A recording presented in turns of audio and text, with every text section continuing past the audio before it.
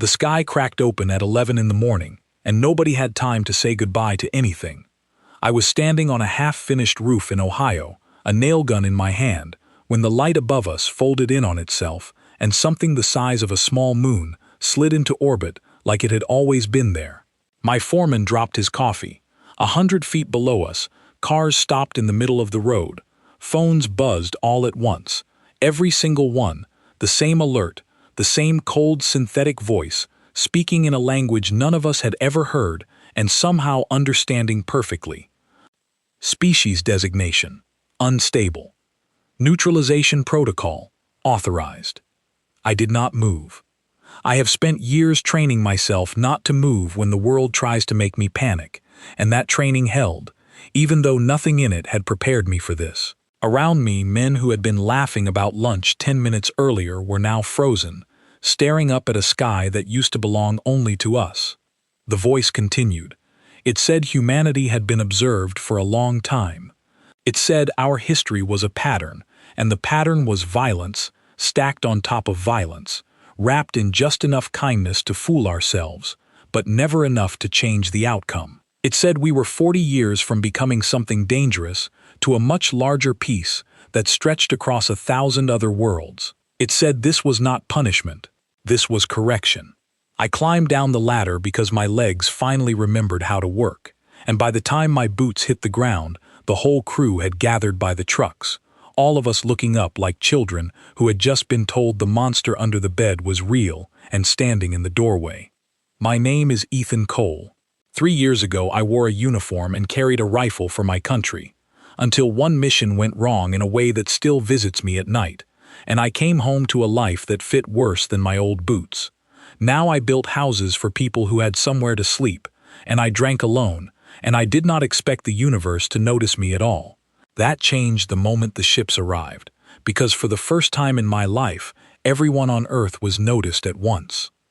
By that evening, every television in every bar, every screen in every airport, every laptop propped open in a kitchen was showing the same feed.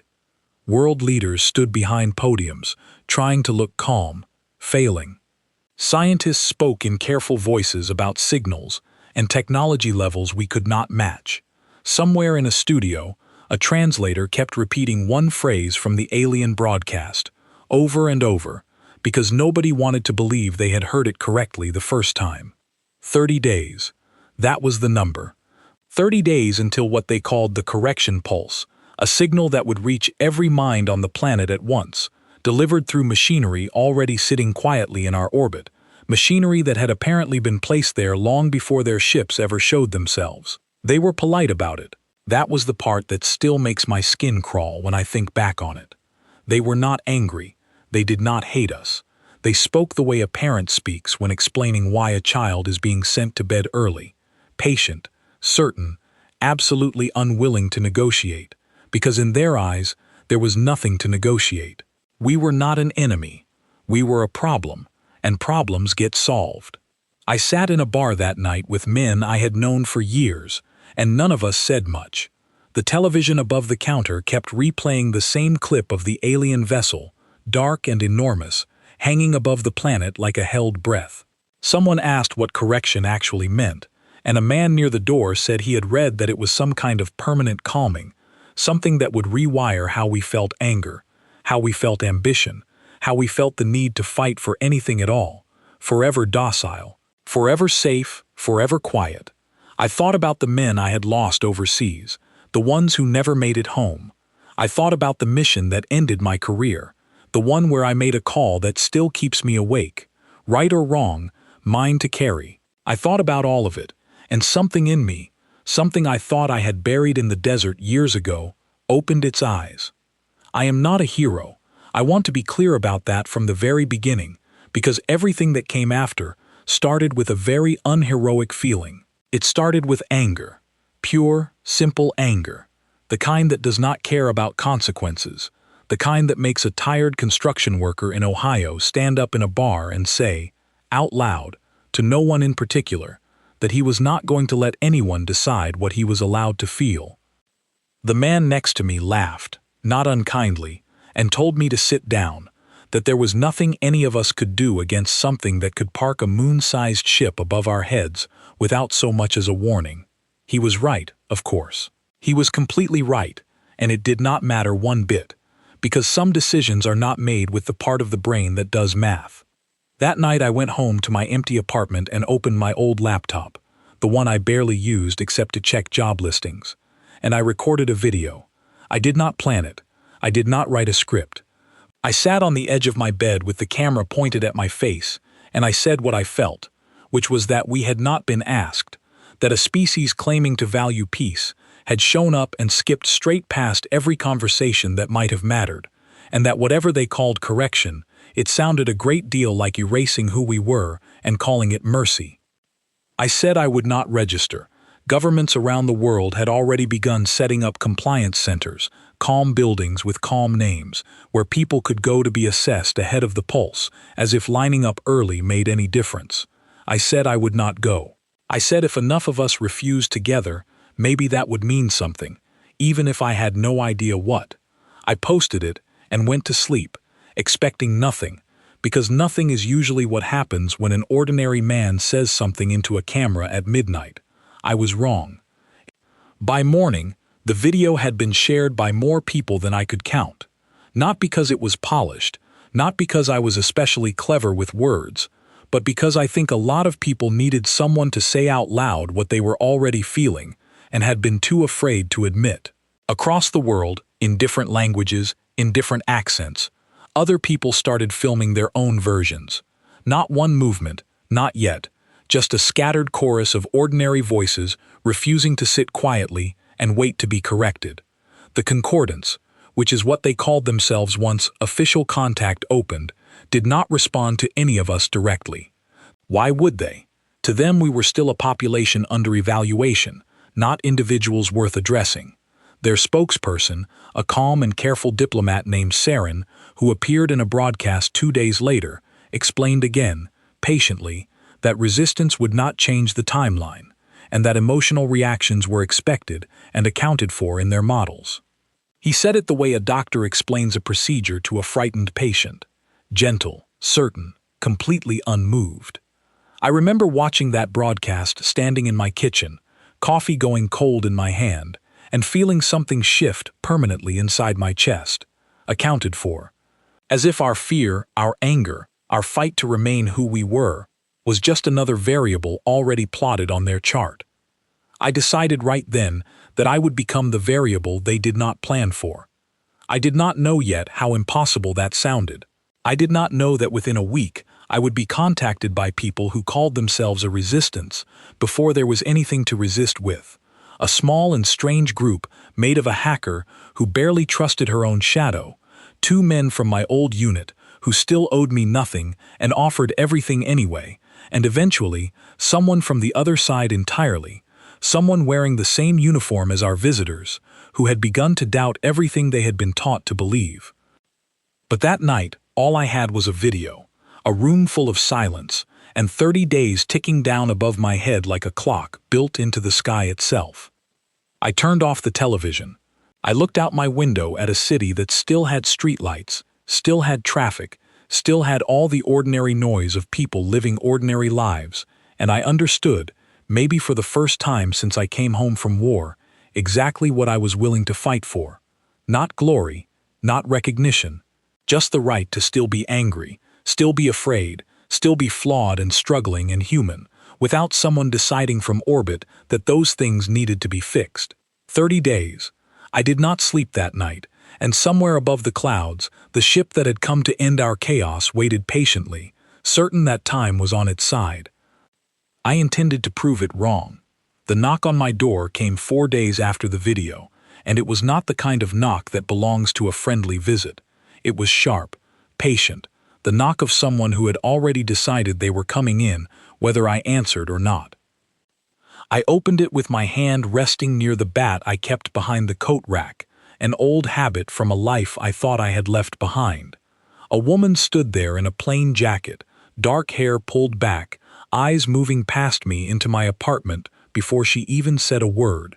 Her name, she told me, was Priya, and she had spent the last 3 days tracing the compliance network the government had quietly built to enforce registration ahead of the pulse. She did not ask permission before stepping inside. She set a laptop on my kitchen table and showed me something that made my stomach turn colder than the ship in the sky ever had. Weeks before the vessels appeared, small devices had already been placed in low orbit, disguised as debris, as old satellites, as nothing worth noticing.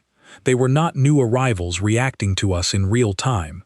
They had been planning this for longer than any of us wanted to admit, patient in a way that made their politeness feel even more unsettling. I asked her why she was telling me this instead of a journalist, instead of someone with a bigger platform. She said journalists were already being managed, gently, through official channels that discouraged panic. She said my video had reached people who trusted anger more than press conferences, and that trust was rare right now, and worth protecting. 2 more people arrived that same evening, men I recognized instantly even though years had passed since I last stood beside them in a place I try not to think about too often. Marcus, broad-shouldered and quiet, had been the steadiest hand in our old unit, the one who never raised his voice, even when the world around us was falling apart. Beside him stood Oliver, younger, sharper-tongued, the kind of soldier who used humor as armor, because the alternative was letting the fear show. Neither of them owed me anything. I had made a decision on a mission years ago that ended careers, mine included, and I had never fully explained myself to either of them, not because I did not trust them, but because I did not trust myself, to say it out loud without breaking. Yet here they were, standing in my kitchen, willing to follow me into something even more uncertain than anything we had faced before. Marcus said it simply. He said if the sky was going to fall, he would rather stand under it with people who refused to look away than sit somewhere waiting to be told how to feel about it. That was the night our small resistance became something more than a video and an angry feeling. We had 4 people, a stolen map of compliance infrastructure, and 30 days that were quickly becoming 26. Priya explained the compliance centers in detail. They were not prisons. They looked like community buildings, warm lighting, calm music, volunteers offering water and reassurance. People walked in on their own, told that early registration would make the eventual correction smoother, less disorienting.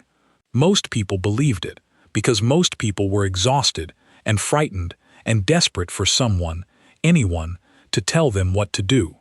I understood the fear. I did not judge anyone who walked through those doors.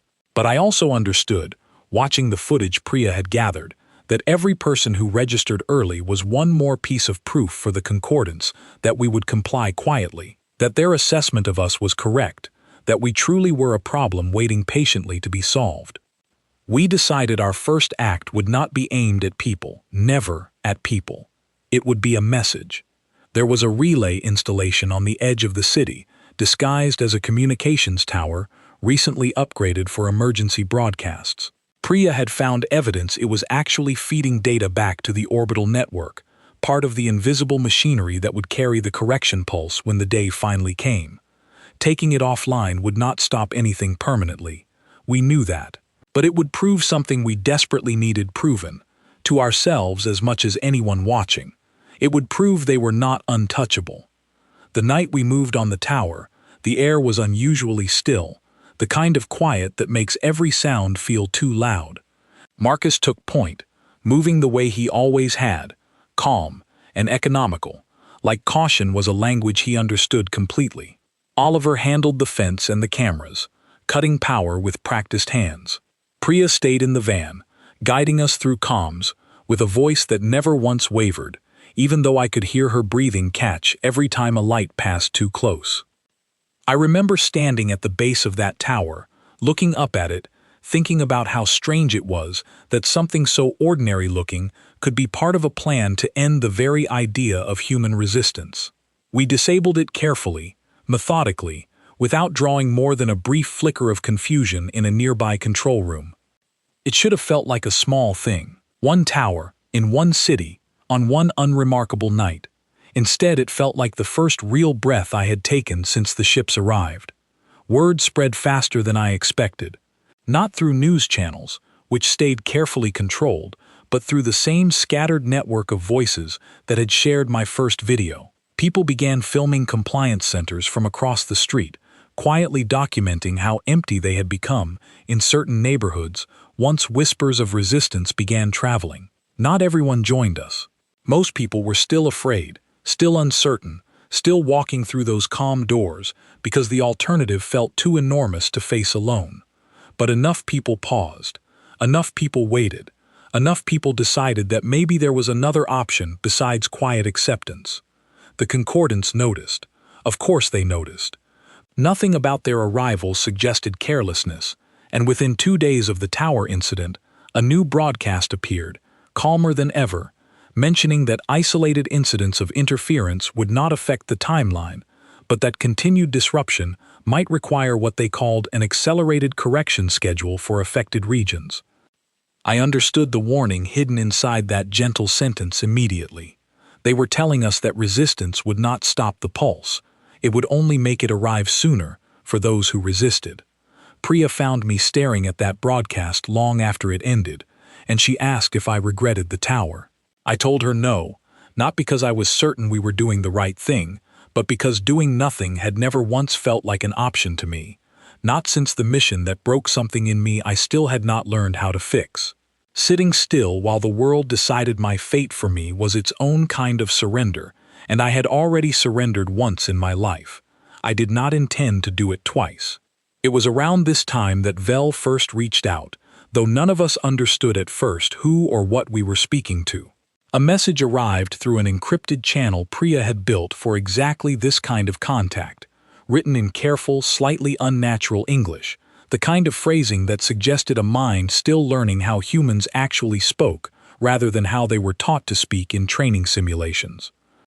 The message said simply that not everyone aboard the ships believed correction was mercy. It said there were those among the concordants who had begun to question the cost of a peace built on silence. It asked, almost shyly, whether we would be willing to speak. Marcus wanted to ignore it, certain it was a trap designed to identify us. Oliver argued the opposite, convinced that any crack in their unity was worth exploring no matter the risk. Priya, ever careful, spent 2 days tracing the signal before admitting she could not determine its origin with any certainty, which frightened her more than if she had traced it easily. I made the decision myself, the same way I had made the decision to record that first video, following the same stubborn instinct that had gotten me discharged years earlier, and had somehow led me here, standing in a small apartment about to reply to a message from something that might not even be human. I wrote back one line. I asked why they were telling us this, instead of simply following orders like everyone else aboard those ships. The response took almost a full day to arrive, and when it did, it read like something closer to a confession than a strategy. It said that watching my broadcast, watching an ordinary, frightened, imperfect person refuse to be quiet, had reminded them of something their own people had lost so long ago that most of them no longer remembered it had ever existed at all. That was the night I understood we were no longer simply fighting to survive a deadline. We were, without fully realizing it yet, beginning a conversation that might change the terms of the entire situation before a single true confrontation ever took place. 22 days remained, and for the first time since the ships arrived, I felt something other than fear standing beside the anger in my chest. I felt the faint, dangerous shape of hope. 2 days after that first true reply, my face appeared on every screen in the world, and not because I had chosen it. The concordants released what they called a case study, a formal record meant for their own citizens as much as for us, explaining why correction was necessary. They used my footage, the video from that first sleepless night, cut and framed so that my anger looked like proof of instability rather than a plea for fairness. They gave me a name that was not my own, Subject Zero, a single example, chosen to represent everything they believed was wrong with an entire species. I remember watching that broadcast in a small room above a hardware store Priya had rented for us to work from, watching my own face labeled like a specimen, and feeling something strange settle over me.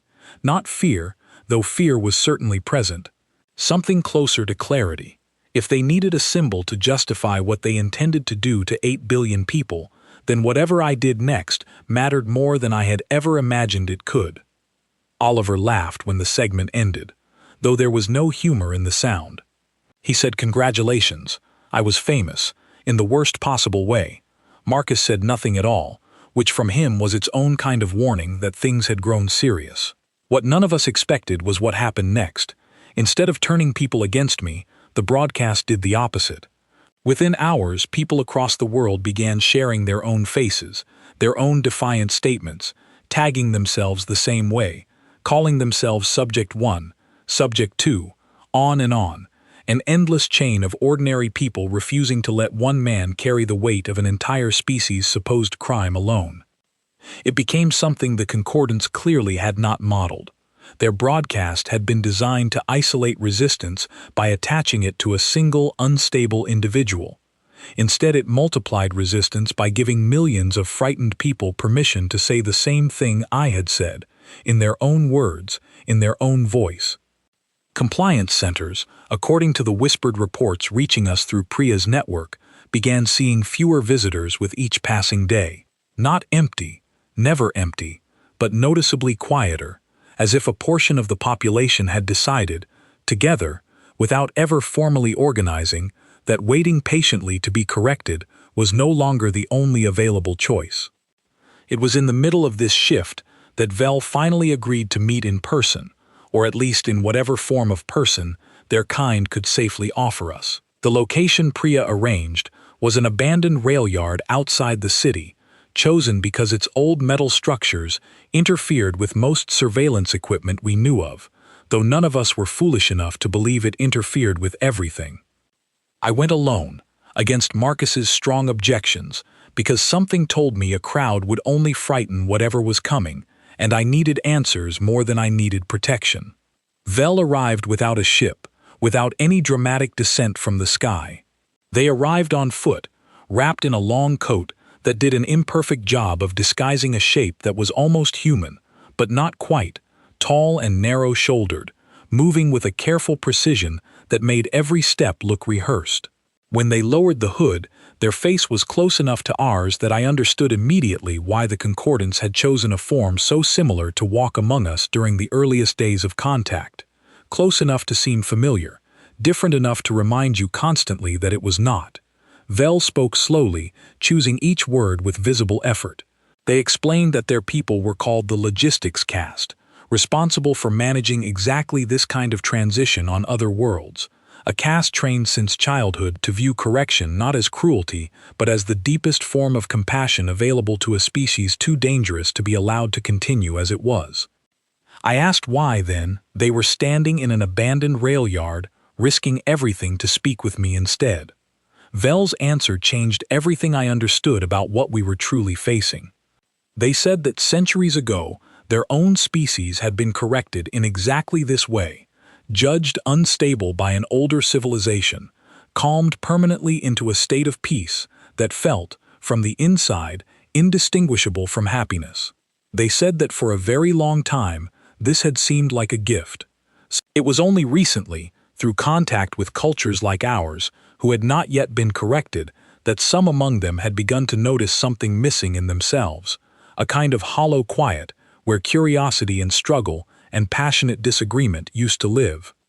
Vel said, watching my broadcast, watching a single flawed human refuse an entire fleet's judgment out of nothing but stubborn feeling, had cracked something open in them that they had assumed was long since sealed shut. I asked the only question that mattered. I asked if there was any way to stop the pulse entirely, rather than simply delaying it. Vel hesitated, and in that hesitation I understood that whatever answer came next would decide everything. They said the pulse itself could not simply be destroyed, not without triggering a defensive response from the fleet that would end any chance of negotiation permanently. But they said there was another possibility, one far more dangerous in a different way. The correction directive was not law in the way we understood law. It was policy, built on a philosophical argument that had never once, in 1,000 years, been publicly challenged by the species being corrected.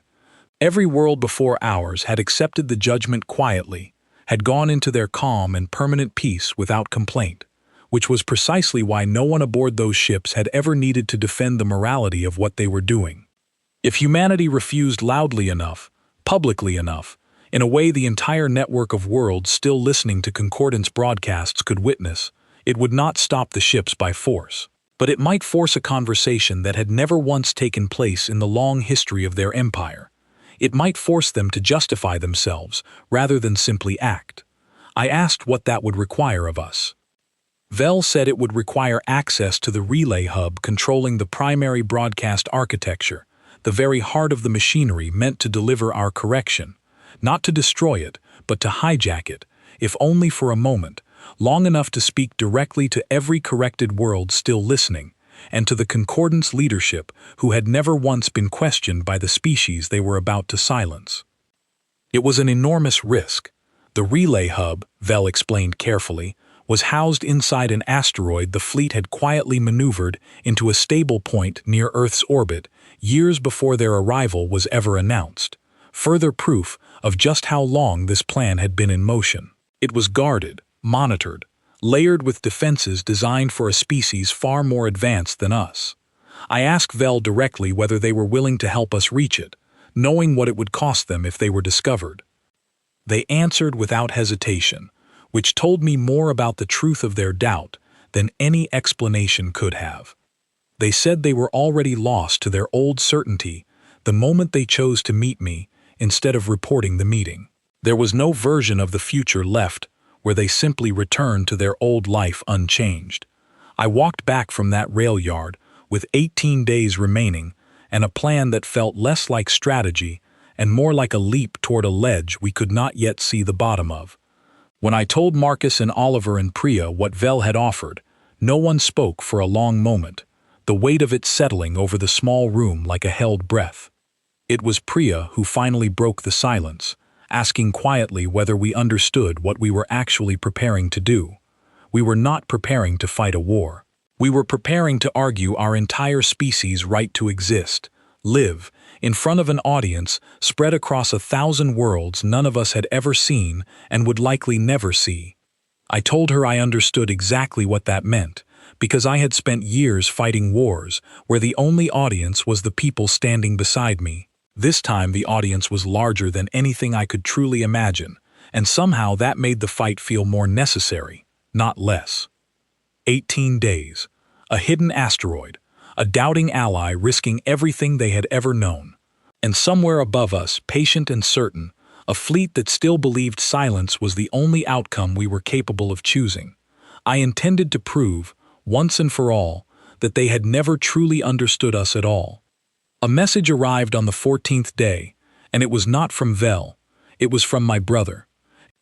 Daniel and I had not spoken in 3 years, not since the funeral of a mission we never talked about, not since I came home broken, and he decided the safest way to love me was from a distance. He had built a life for himself in the years since, steady and careful, the opposite of everything I had become, and when the ships arrived, he had done what steady, careful people do. He had gone to a compliance office, not as someone waiting to be corrected, but as an administrator, helping process the thousands of frightened people walking through those calm doors every single day. His message was short. He asked me to stop.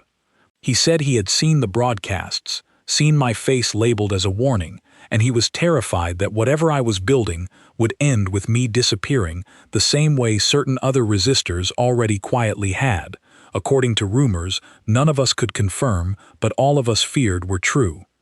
I did not answer him that night. I did not know how to explain that stopping had stopped being a choice available to me the moment I understood what silence would cost everyone, including him. We moved on the relay hub 2 nights later, with 14 days remaining and no more time left to wait for certainty that would never come. Vel had arranged our access through an old maintenance route, a service corridor built for the logistics cast to perform quiet repairs on the asteroid's internal systems without drawing attention from the higher command decks. It required us to be carried into orbit aboard a small transport vessel Vel had requisitioned under a manufactured reason, hidden among supply containers, breathing carefully in the dark, trusting a stranger from another world with every single life in that cramped compartment. I will not pretend I was calm during that journey. None of us were. Oliver kept his usual jokes quieter than normal, which told me more about his fear than anything he could have said outright. Marcus sat with his eyes closed, breathing in the slow, deliberate rhythm he had taught younger soldiers years ago, the same rhythm he had once taught me. Priya worked steadily at a small tablet, mapping the internal layout Vel had provided, checking and rechecking every detail like her focus alone could keep the plan from falling apart. We landed inside the asteroid's cargo bay without incident, which felt almost more unsettling than if something had immediately gone wrong. Vel led us through corridors carved from stone and reinforced with materials I did not recognize, walls that hummed faintly with a kind of energy I could feel in my teeth. Every step forward felt like walking deeper into the heart of something ancient and unknowable, a machine built not for war, but for something quieter, and in some ways more frightening, the permanent silencing of an entire world's will. The first sign that our plan had been discovered came halfway through the second corridor, a sudden change in the ambient hum around us, a shift Vel recognized instantly, and the rest of us felt only as a wrongness we could not name. Vel said one word: compromised. What followed happened too quickly for me to fully process in the moment, and even now, remembering it, the details arrive in fragments rather than a clean sequence. Automated defenses activated along the corridor, not weapons in the way we understood them, but restraining fields designed to immobilize rather than harm, proof even in that desperate moment that the Concordance still saw us as a problem to be contained rather than an enemy to be destroyed. Marcus was the one who noticed the pattern in the fields first, the brief gaps between each pulse of energy, and he was the one who chose, without a single word of hesitation, to place himself at the head of our group to guide the rest of us through the timing while absorbing the risk of a miscalculation himself. He made it through 3 gaps perfectly. On the 4th, the timing shifted, adjusting to our presence the way any competent defense system would, and the field caught him fully, holding him locked in place, unable to move, unable to speak, conscious but completely restrained as the section around him began sealing itself off to contain the disturbance. I wanted to go back for him. Every instinct built by years of training screamed at me to go back.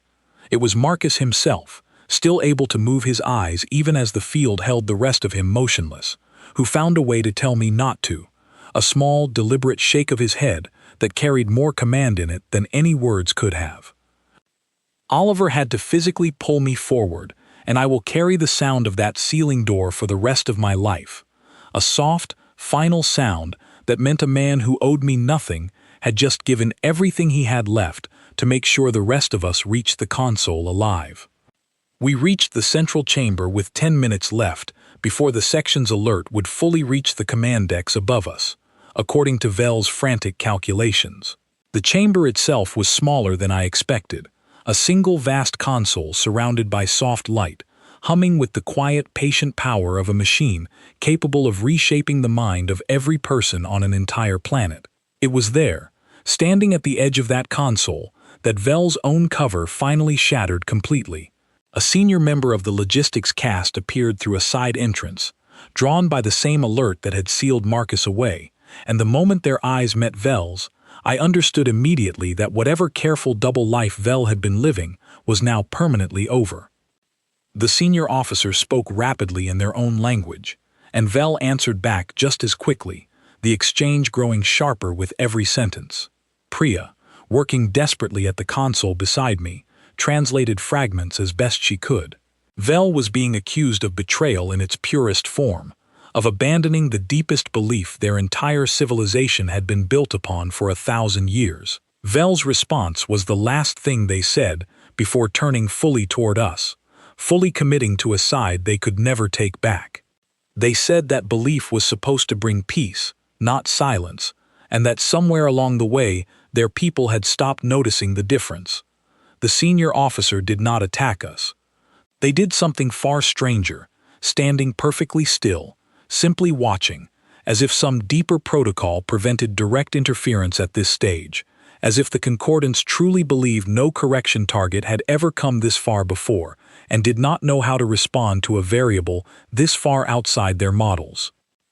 It was in that suspended, uncertain moment that the chamber's side entrance opened again, and Daniel stepped through. I do not know how he found his way onto that transport, how he convinced anyone to bring him, or how long he had been trailing the compliance officials assigned to monitor exactly this kind of breach.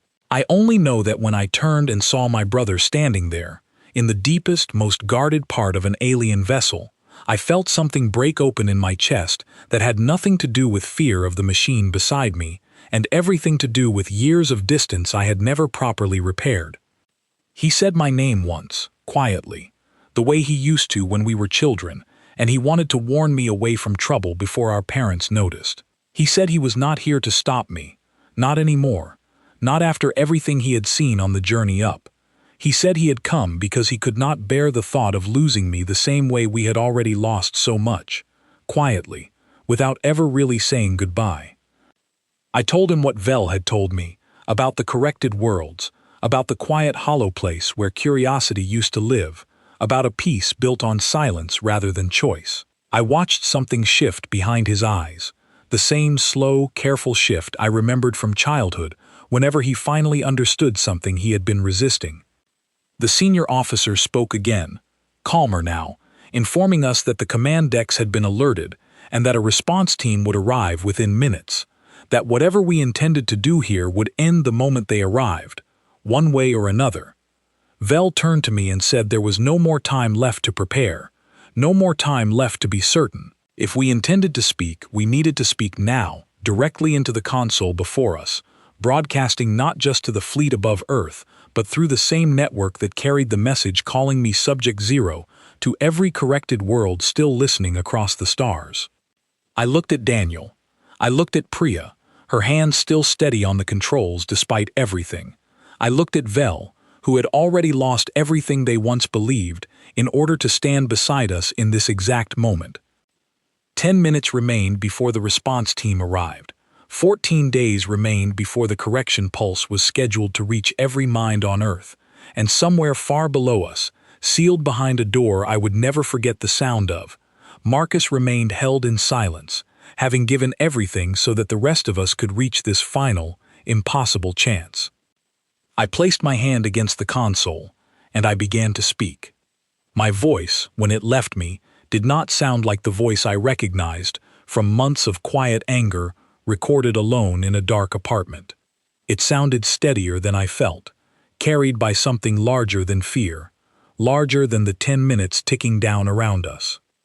I said my name, plainly, the way a person introduces themselves rather than the way a warning label is read aloud. I said I was the one they had called Subject Zero, the one they had shown to their own people as proof of everything dangerous about my species.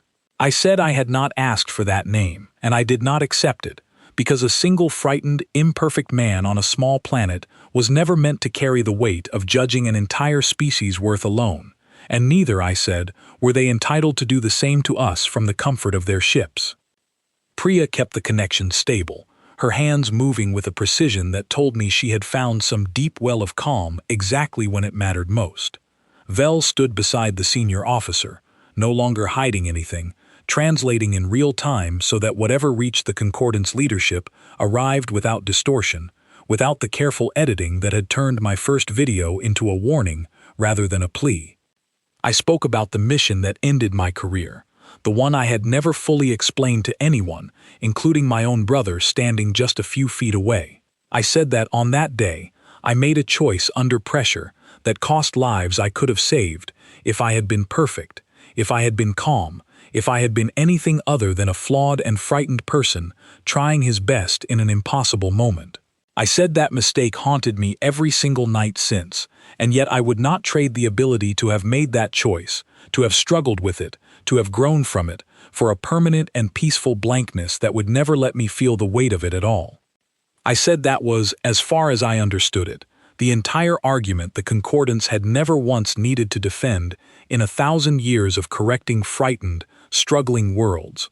Every species before ours had accepted the judgment quietly, and their silence had been treated as proof that the judgment was right. I said humanity refused to provide that same silence, not because we believed ourselves perfect, but because we understood something the concordance itself seemed to have forgotten somewhere in its long and careful history. Growth requires the freedom to fail, and peace built on the inability to feel anger, or fierce stubborn hope, was not peace at all. It was simply the absence of everything that made a life worth living. Daniel stepped closer to the console as I spoke, and for the first time since he walked through that door, he spoke as well, his voice quieter than mine but no less steady. He said he had spent months helping people walk calmly toward a correction he believed, truly believed, was an act of mercy. He said watching his brother stand in the most guarded chamber of an alien vessel, refusing to disappear quietly, had shown him something he had been too afraid to admit, even to himself. Mercy that removes the ability to choose is not mercy. It is simply control, wearing a gentler name. The senior officer, still standing motionless nearby, said nothing throughout all of this, though something in their posture had changed, a stillness that felt less like judgment now and more like genuine uncertainty, an emotion I suspected their own culture had trained out of itself long ago. The response team arrived exactly as Vel had predicted, flooding into the chamber with the same calm, patient efficiency the concordance applied to everything. They did not rush toward us with force. They simply stood at the entrances, watching, waiting for instructions from somewhere far above, because in the entire history of their empire, this exact situation, a target actively broadcasting a direct challenge to the leadership's philosophy across their own network, had apparently never once occurred. Priya whispered that the connection was reaching further than we had even hoped, pulled into repeating channels across dozens, then hundreds, then what her readings suggested were thousands of worlds already listening for any update regarding humanity's correction. Vel explained quietly that this was precisely the vulnerability we had been counting on. A civilization built on unquestioned belief has no practiced way to respond when that belief is questioned openly, especially not in front of an audience that has never once seen it questioned before. For a long moment, nothing happened. No response came from the leadership. No order arrived from the response team standing at the entrances. It felt as though the entire chamber, the entire ship, the entire fleet above Earth had been forced into a silence they themselves had never intended. It was Vel who finally broke that silence, stepping forward to address the senior officer directly, no longer as a subordinate, but as an equal choosing a different path. Vel said that if the concordance truly believed correction was mercy, they should have nothing to fear from a species asking to explain, in its own voice, in its own words, why it deserved the chance to remain flawed and free. If mercy could not survive being questioned, Vel said, then perhaps it was never mercy at all. The response finally arrived, not through the senior officer, not through any voice in that chamber, but through a broadcast that reached every screen in the room at once, a voice far older and far more measured than anything we had heard from the concordance before. It identified itself simply as the collective voice of the Leadership Council, and it said, with a caution that had clearly never before been necessary in 1,000 years of quiet corrections, that it required time to review what had just been presented. 10 minutes became an hour. An hour became the remainder of that impossibly long day, spent in a strange, suspended waiting inside a chamber none of us could leave, guarded but not harmed, watched but not silenced. Daniel stayed beside me the entire time, and somewhere in that waiting, the years of distance between us finally began to close, not with grand speeches, but with the simple, quiet presence of two brothers who had both nearly lost the chance to stand beside each other at all.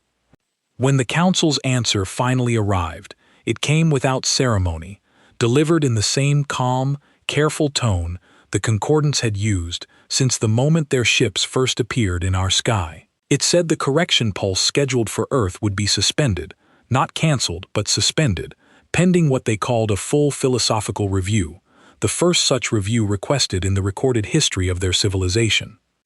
It said humanity would instead be placed under provisional monitoring, a status none of us fully understood in that moment, but one that Vel explained, with something close to disbelief in their voice, had never before been offered to any species previously scheduled for correction. It meant we would be watched, studied, given time, rather than silenced outright. It was not victory in any complete sense. It was something far rarer, and in its own way, far more valuable.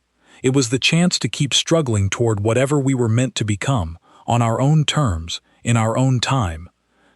Marcus was released from the sealed corridor within the hour, alive, exhausted, and furious that he had missed the very ending he had sacrificed himself to make possible. I do not think I have ever been happier to be yelled at by anyone in my entire life. The days that followed were strange in ways none of us had time to properly process. The fleet remained in orbit, but its presence no longer felt like a held breath waiting to fall. Compliance centers quietly closed one by one, their calm lighting and reassuring volunteers no longer necessary now that the deadline hanging over the world had been lifted, at least for the foreseeable future. People returned to lives that would never again feel entirely the same, marked permanently by the knowledge that somewhere out among the stars, other worlds existed, other choices had already been made for them, and ours had very nearly joined that same quiet, corrected history. Vel remained on Earth, unable and unwilling to return to a fleet that now viewed them as the first true defector in their long and careful history. Daniel gave up his position at the compliance office entirely, choosing instead to help build something new, a small organization dedicated to keeping watch over the terms of our provisional monitoring, making certain no quiet accelerated correction ever crept back into practice while the rest of the world moved forward with its ordinary, complicated, beautifully imperfect life.